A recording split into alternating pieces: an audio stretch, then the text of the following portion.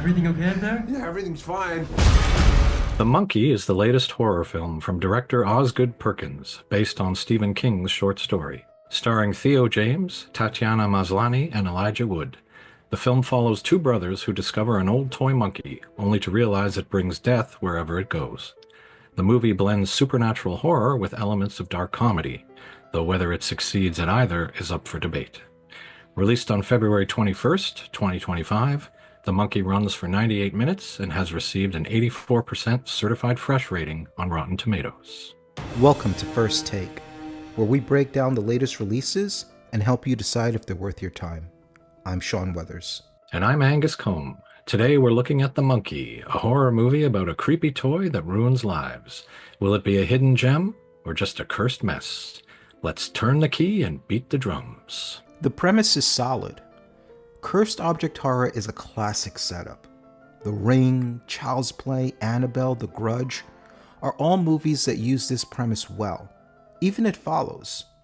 The problem is, the movie doesn't seem too interested in exploring how its own curse works. There's no clear set of rules, no real understanding of why the monkey does what it does, or why it's tied to this one family. Things just happen. The opening sequence worked for me.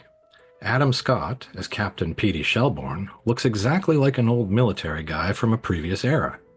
And when he tries to return the monkey to the antique shop where he bought it, the tone feels right, in terms of slightly comedic but also kind of creepy and disturbing.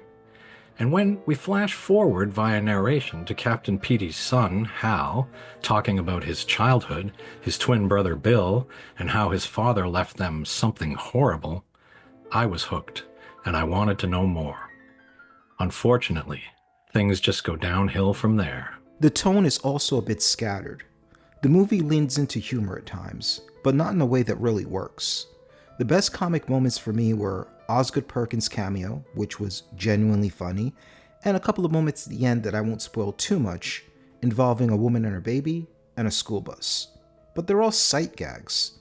Most of the humor felt like it undercut the horror rather than complementing it. The original short story by Stephen King is quite creepy and actually scared the crap out of me when I was a kid.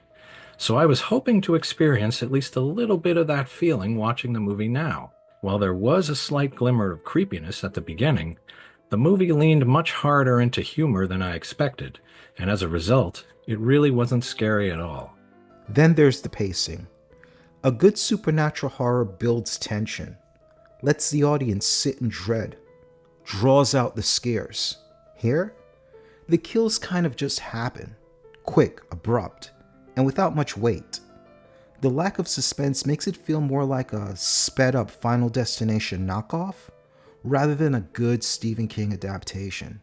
There was one brief sequence where 6 or 8 people die quickly in a row, and we don't know who they are and we don't care about them, so it's really just a shopping list of fatalities that really wasn't necessary to move the plot forward.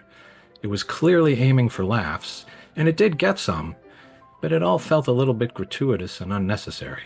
The film doesn't do much to make us care about the characters. The mother in particular is barely developed before she's taken out, so her death doesn't land emotionally. And with the way the story bounces between horror and comedy, none of the other deaths feel like they matter either. Director Osgood Perkins made a lot of changes to King's original story, including splitting the main character of Hal into identical twins, Hal and Bill. Not sure why he thought that was necessary, but it just seems to complicate everything without even paying off with a lot of solid human drama. I didn't understand anybody's motivation, and I didn't care much about it either, to be honest. The last act of this film felt particularly devoid of suspense. Just the same old good twin versus bad twin kind of story we've seen before. But it wasn't even clearly that. The performances didn't help either. Theo James is a solid actor, but here he's so monotone and glib that it drains the energy from the scenes that should feel chaotic or heightened. Look at Bruce Campbell in Evil Dead, or Thom Matthews in Return of the Living Dead. Those movies were absurd and over the top, but the actors reacted to the insanity around them with genuine panic and high emotions, which made the horror feel real, and in turn, funnier. Here, Theo barely seems fazed by what's happening, which makes the tone feel off. The movie also seems to span a lot of years.